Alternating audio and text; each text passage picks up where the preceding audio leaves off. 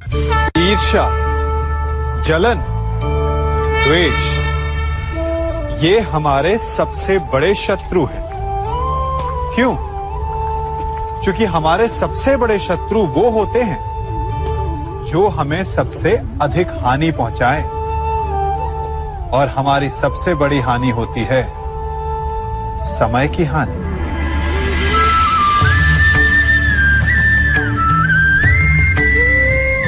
सबके पास जीवित रहने का एक सीमित समय होता है। कोई भी सदा अमर नहीं रहता। जलन और द्वेष के कारण हम जो समय अपने विकास और प्रगति में लगा सकते थे, वो समय हम उसके विषय में सोचने में लगा देते हैं जिससे हमें ईर्ष्या है। जलन की अग्नि शत्रु से अधिक स्वयं को जलाती है, तो अपने जीवन को धुआं बना देना क्या उचित है? किसी की प्रगति को देखकर अपने मन में ईर्ष्या और जलन आने से उचित क्या ये नहीं होगा कि हमारे कारण किसी के होठों पर मुस्कुराहट आए? एक बार अपने मन से जलन को निकाल के तो देखिए, अपने आप को बहुत ऊंचा पाएंगे और समझ में आएगा कि इस ईर्ष्या के कारण हमने क्या क्या खो दिया है, जिस पर मनुष्य का जीवन टिका हुआ है। किंतु आज या तो हम किसी पर अविश्वास करते हैं या फिर किसी पर अंधविश्वास। दोनों ही परिस्थितियां घातक होती हैं, क्योंकि जहां अविश्वास हमारे मन में भय और असुरक्षा को जन्म देता है, वहीं अंधविश्वास आक्रोश को। तो प्रश्न ये उठता है कि विश्वास की परिभाषा क्या है? विश्वास की परिभाषा जाननी है तो अपने मन से पूछिए। पहले स्वयं पर विश्वास कीजिए कि आप इस संसार के सबसे महत्वपूर्ण व्यक्ति हैं, और ये विश्वास आपको अपनी शक्ति का ज्ञान करवाएगा, और शक्ति अपने उत्तरदायित्व का, और फिर अपने आप लक्ष्य मिल जाएगा, मार्ग मिल जाएगा। गर्व, अभिमान और अहंकार, ये तीनों सुनने में एक जैसे लगते हैं, परंतु तीनों का अर्थ भिन्न होता है और परिणाम भी। तीनों का आरंभ प्रेम से होता है। स्वयं से प्रेम, परिश्रम हमारे मन में गर्व को जन्म देता है, और सफलता अभिमान जगाती है। यहां तक ठीक है, परंतु जब ये भावना अहंकार बन जाती है, तब वो समस्या बन जाती है, क्योंकि सबसे बुरा अंत अहंकारी का ही होता है। परंतु मनुष्य के लिए पहेली यही है कि पहचाना कैसे जाए कि अहंकार जग गया है और उसका दमन आवश्यक है। इसका उत्तर मैं नहीं, आपका मन देगा।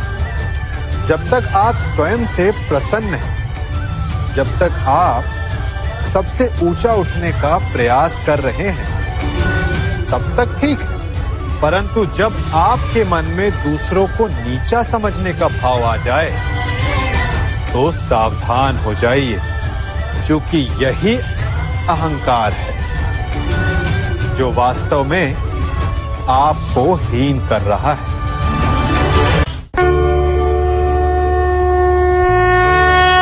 मनुष्य का मन स्वभाव से ही चंचल होता है। अब बालकों को देखो, माता पिता कहेंगे कि नदी के पास मत जाना, वन में मत खेलना, तो अवश्य वो वही करेंगे जिसके लिए उन्हें मना किया गया हो।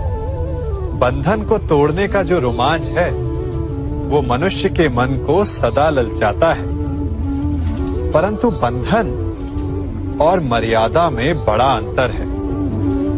कभी कभी बंधन तोड़ना उचित होता है, परंतु मर्यादा तोड़ना नहीं, चाहे वो प्रेम की हो, शत्रुता की हो या फिर अतिथि की हो। फिर ये प्रश्न उठता है कि मर्यादा है क्या? हमें कैसे भान हो कि किस सीमा को हमें पार नहीं करना चाहिए? जैसा व्यवहार आप किसी दूसरे से अपने लिए चाहते हैं, वास्तविकता में वही आपकी भी मर्यादा है। जो सीमा आप किसी दूसरे को पार नहीं करने देना चाहते, वही सीमा आपकी भी है। जिस दिन से आप अपने मन से ये प्रश्न करना प्रारंभ कर देंगे, तब से ना आपसे कोई मर्यादा भंग होगी, ना ही कोई अपराध होगा।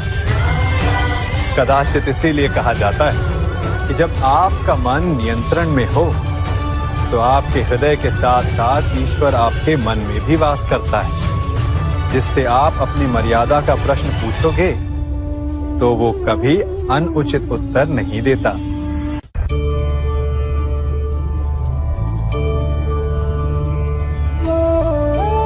मनुष्य एक जीव होते हुए भी शेष जीवों से भिन्न है। क्यों? कारण मनुष्य जीवन समाप्त होने के पश्चात भी जीना चाहता है, और इसका केवल एक ही मार्ग है, सम्मान, जो मनुष्य के मृत्यु के पश्चात भी जीवित रहता है।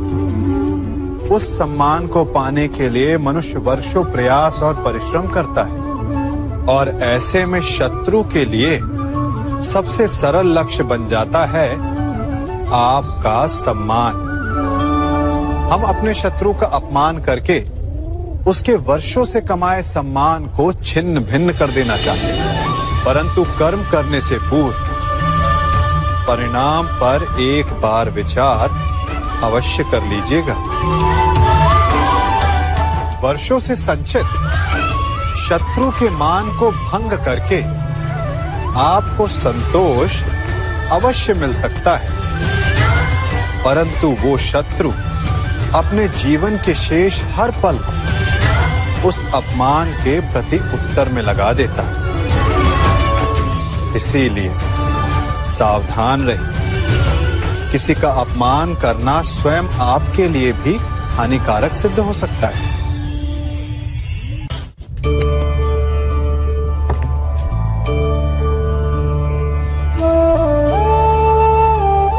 क्या कर रहा हूं मैं? इस अग्नि को शांत करने का प्रयत्न कर रहा हूं मैं,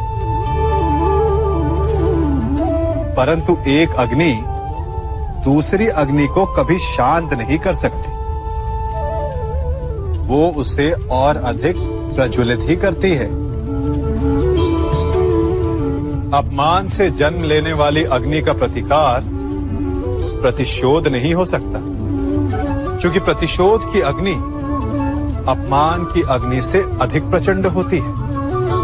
तो उसका त्राण क्या है? उत्तर चाहने का मार्ग प्रतिशोध नहीं, शांति है, स्वयं का विकास। अपने आप को इतना बड़ा बना लो कि आपका शत्रु आपका अपमान करने का प्रयास ही ना कर पाए। अन्यथा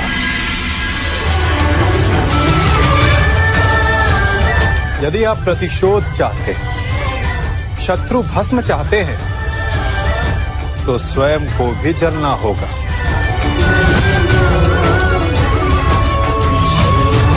क्योंकि प्रतिशोध की अग्नि स्वयं को भी जलाती है, और ऐसा आप कदापि नहीं चाहेंगे, है ना?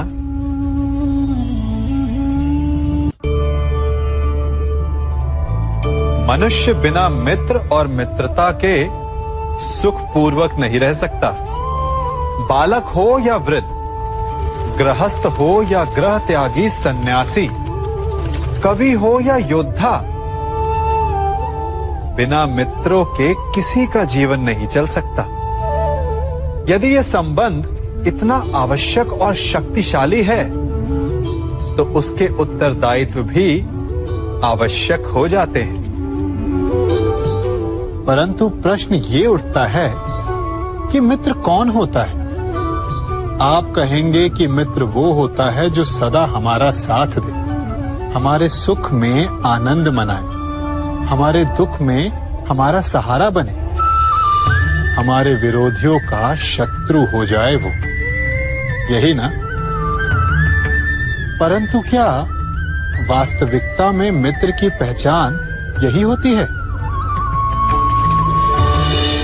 मित्र के लिए आवश्यक है कि आवश्यकता पड़ने पर वो आपका विरोध करे। यदि आप सच्चे मित्र हैं, यदि आपका मित्र मूर्खतावश, जानबूझकर या किसी कुचक्र में फंसकर कोई अनुचित कार्य करने जा रहा है, तो आपका कर्तव्य बनता है कि सबसे पहले आप उसे वो कार्य करने से रोकें, उसका विरोध करें।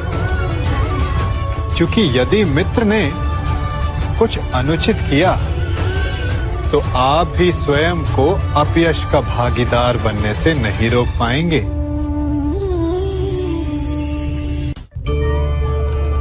कभी किसी के यहां अतिथि बनकर गए हो? क्या अपेक्षाएं होती हैं आपकी? कि आपका स्वागत हो, सम्मान हो, यही ना? अवश्य कि आपका सत्कार करने वाला मन से ऐसा कर रहा है या उसके मन में कोई खोट है। कहीं वो धूर्त तो नहीं? क्योंकि धूर्त का सत्कार भी विनाशकारी ही होता है। फिर से एक प्रश्न उठता है कि धूर्त को पहचाने कैसे? कभी सर्प को देखा है? उसके निकट जाओ तो फुफकारता है, दूर रहने की चेतावनी देता है। और यदि वही सर्प आपके निकट आकर नृत्य करने लगे तो विचित्र नहीं लगेगा आपको? लगेगा ना? उसी प्रकार किसी के स्वभाव में यही विचित्रता आना धूर्तता का लक्षण है। धूर्तता से आपको ठगने वालों का भी सबसे बड़ा लक्षण यही होता है कि वो आपसे अपने स्वभाव के विपरीत व्यवहार करते हैं। जो आपसे अधिक मीठी बातें करे और अत्यधिक विनय दिखाए तो उससे सावधान हो जाइए, क्योंकि मित्र दिखावा नहीं करते और अत्यधिक प्रेम का दिखावा करने वाले मित्र नहीं होते। अति विनयम धूर्तस्य लक्षणम।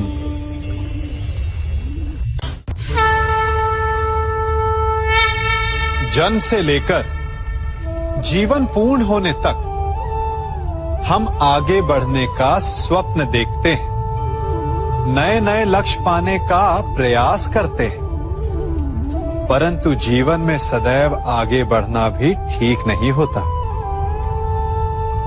अब आप कहेंगे कि ये ग्वाला हमें कौन सी उल्टी पट्टी पढ़ा रहा है, परंतु सीधे जाने का मार्ग कभी कभी उल्टी सीख से ही आता है।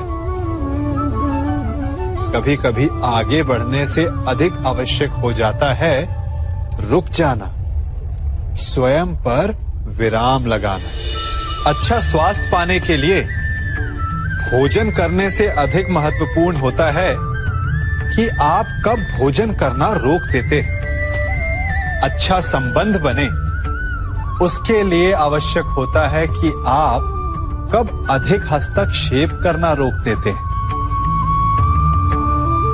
और नाश से बचने के लिए आवश्यक है कि कब आप अपने पग को रोक लेते हैं। तो आगे बढ़ने के विज्ञान में कब रुकना है, ये ज्ञान बहुत ही आवश्यक है, क्योंकि कभी कभी विनाश की गर्द हमसे केवल एक पग आगे होती है और उससे हमें बचा सकते हैं हमारे रुके हुए पग। चाह मनुष्य के जन्म लेते ही उसके मन में जन्म ले लेती है। चाह जीवित रहने की, फिर प्रेम की, फिर आनंद की, फिर सफलता की। परंतु सबकी चाह पूर्ण नहीं होती। हर एक के पास अपनी चाह ना पूरी कर पाने के सैकड़ों कारण होते हैं। अपना लक्ष्य ना पूर्ण कर पाने के सहस्त्र बहाने होते हैं और हम ये जान ही नहीं पाते कि कब हमारी असफलता के कारण हमारे ना प्रयास करने के बहाने बन गए। हम जो चाहते हैं उसे ना पा सकने का कारण ये कभी नहीं होता कि अवरोध बड़ा था। कारण ये होता है कि हमारा प्रयास छोटा था। कभी कुएं से पानी निकाला है तो अवश्य देखा होगा कि कोमल रेशों से बनी हुई रस्सी भी कठोर पाषाण पर अपने निशान छोड़ जाती है और हर बढ़ता निशान उस पाषाण को और दुर्बल बना देता है। उसी प्रकार हमारा हर प्रयास हमें हमारे लक्ष्य के और पास ला सकता है। तो असफलता का कारण बाधा नहीं, प्रयासों की कमी। प्रयास कीजिए, फिर देखिए आप जो लक्ष्य चाहेंगे वो मिल जाएगा। मनुष्य का मन बहुत ही चंचल होता है, इसीलिए कभी कभी कुछ नया कार्य प्रारंभ करने से पूर्व हमारा मन संशय से घिर जाता है और ऐसे समय में हम प्रयास करने से पीछे हट जाते हैं। और इन सब का कारण है स्वयं पर अविश्वास, दृढ़ निश्चय की कमी। हम जिन्हें ऊंची दृष्टि से देखते हैं, जिन्हें अपना आदर्श मानते हैं, उनके जीवन में गहराई से देखिएगा, केवल एक ही अंतर पाएंगे, निश्चय का अंतर। ये निश्चय ही है जो हमारी प्रतिभा को धार देता है, हमारे प्रयासों को शक्ति देता है। ये निश्चय का अंतर ही तो है कि एक मनुष्य सागर की गहराई में जाकर मोती ले आता है और दूसरा हार मानकर किनारे पर बैठ जाता है। तो हार तब नहीं होती जब आपका प्रतिद्वंदी आपसे जीत जाए। हार तब होती है जब आप ना लड़ने का निश्चय कर लेते हैं। इसीलिए यदि मार्ग बंद हो जाए तो उसे खोलने का प्रयास करो, और यदि मार्ग ना खुला तो भी अपने प्रयासों से नया मार्ग बना लोगे। हमारे जीवन का मूल आधार है करुणा। करुणा क्या है? करुणा दया नहीं, करुणा वो भाव है जिससे हम दूसरे की समस्या को समझते हैं।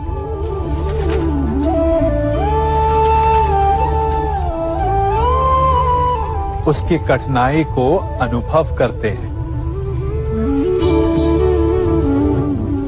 इस संसार में सारे संघर्षों का मूल है एक दूसरे की परिस्थिति को ना समझना, और इस समस्या का हल है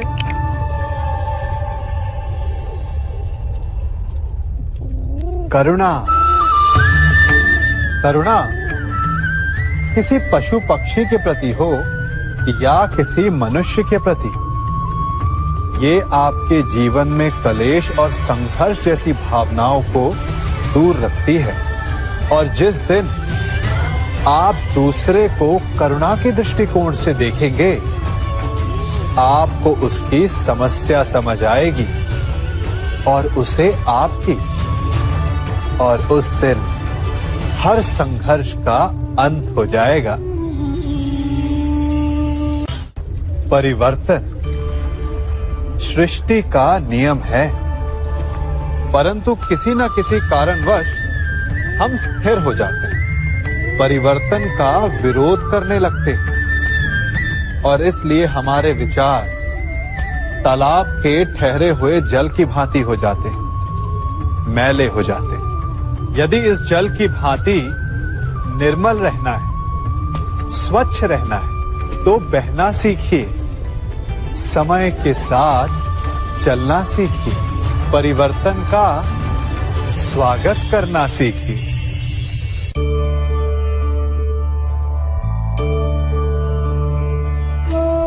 पता है इस हरी मेहंदी में लाल रंग कैसे आ जाता है?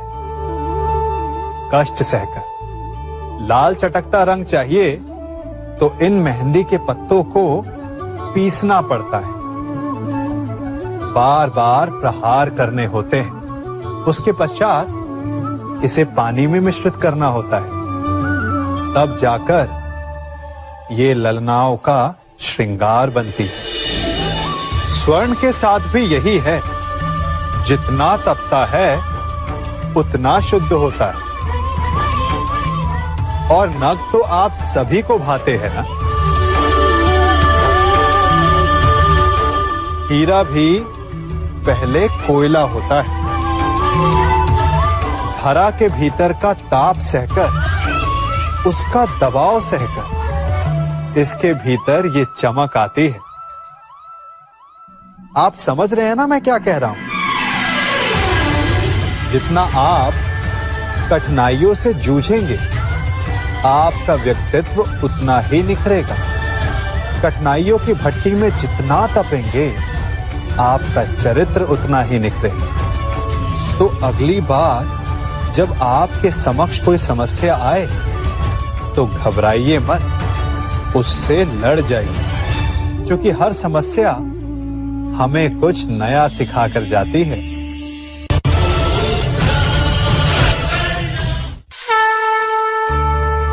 मनुष्य है ना हम, भय तो लगेगा ही। भय धन हानि का हो या मान हानि का, आप भय को बुरा समझते हैं ना? भय हानिकारक हो सकता है, परंतु लाभदायक भी।